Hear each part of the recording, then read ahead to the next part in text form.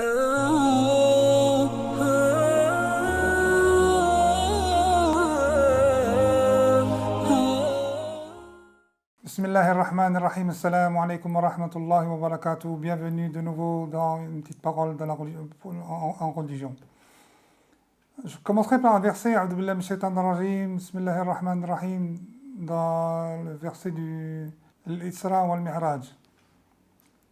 Allah dit dans le Coran: وقضى ربك ألا تعبدوا إلا إياه وبالوالدين إحسانا إما يبلغن عندك الكبر أحدهما أو كلاهما فلا تقل لهما أف ولا تنهرهما وقل لهما قولا كريما.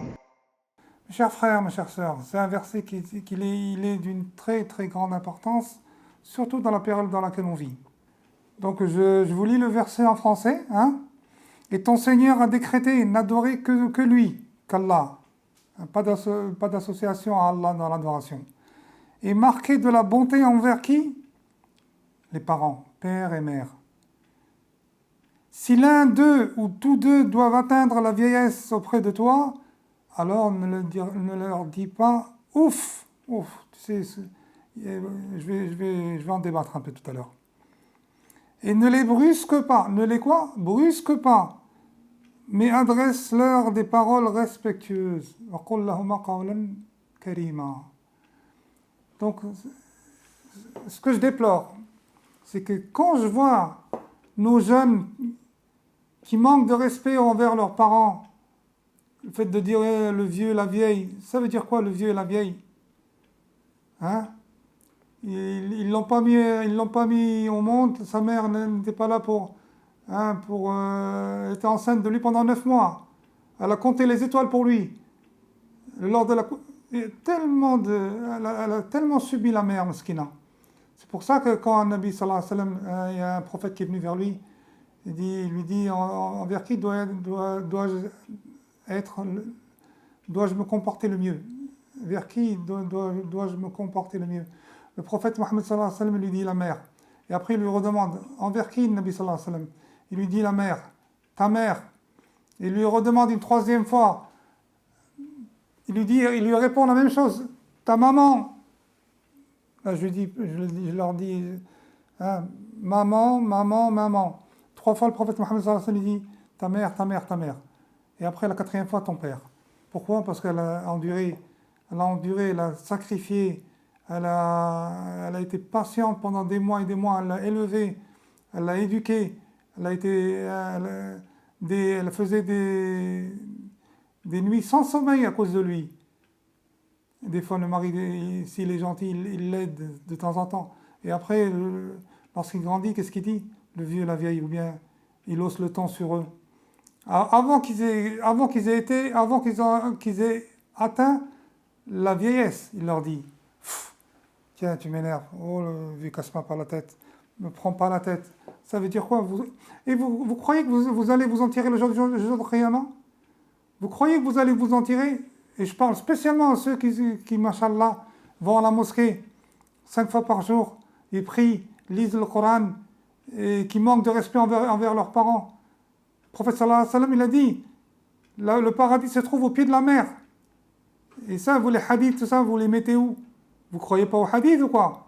Ou bien peut-être vous minimisez l'impact que ça aura le jour de Qiyamah, le jour de jugement. Le jour de jugement, c'est 50 000 années. Faut pas se leurrer. Les parents méritent un très très grand respect. Un respect que le prophète, Allah, il a mis le respect là juste après l'adoration. وَقَضَى رَبُّكَ أَلَّا تَعْبُدُوا إِلَّا إِيَّاهُ. Juste après l'adoration, dans le fait d'adorer Allah, l'unique, le seul, sans associer. Après, qu'est-ce qu'il a mis? De faire part de bonté, de gentillesse, de tendresse. Envers qui? Les parents. Ne pas leur dire ouf. Allah, il a dit dans le Coran cette parole ouf parce qu'il nous connaît très très bien. Même pas ouf. C'est-à-dire même pas qu'on ait l'intention déjà de leur parler, de leur faire du mal. C'est pas seulement le fait de le dire. Même pas l'intention, c'est interdit. Il ne faut pas qu'on fasse du mal, il ne faut pas qu'on pense à leur faire du mal ou bien à les mettre mal en point. Non, respectons nos parents. Wallahi al-Adim, je vous jure, qu'une personne qui a da'wat al-walidain, c'est-à-dire une personne dont les parents sont contents de lui, contents d'elle, Inch'Allah ta'ala, sa voie sera planifiée pour aller au paradis, Inch'Allah ta'ala. Si elle est pratiquante, hein, et si elle est, comme on dit, qu'elle n'associe pas à Allah qui que ce soit, quoi que ce soit. Donc, avec ça, birr al-walidain, c'est-à-dire être gentil envers les parents, c'est une condition. C'est une condition pourquoi aussi? Pour que nos actions soient acceptées.